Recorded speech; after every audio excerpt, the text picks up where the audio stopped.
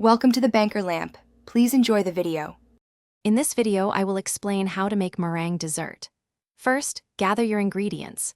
You will need 3 large egg whites, 1/2 cup of granulated sugar, and 1/4 teaspoon of cream of tartar. Make sure your egg whites are at room temperature for optimal volume. Also, it is critical that your mixing bowl and whisk are absolutely clean and free of any grease, as this can prevent the egg whites from whipping properly. Now, let's whip those egg whites. Start by beating the room temperature egg whites on medium speed until they become foamy, which usually takes about 1 minute.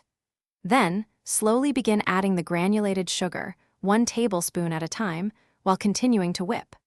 Once all the sugar is incorporated, increase the speed to high and beat until the meringue forms stiff, glossy peaks that hold their shape firmly when the whisk is lifted.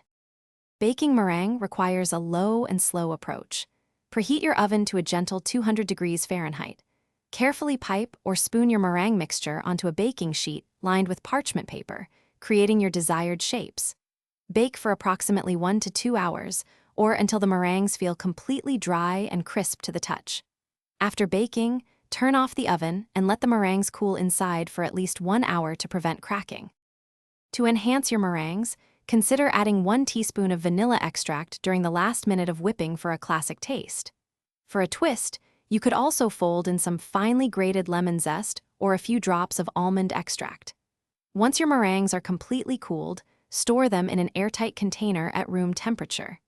This will keep them crisp and fresh for up to 5 days, ready to enjoy whenever you desire. Thanks for watching. If this was helpful, leave a like and consider subscribing. See you next time.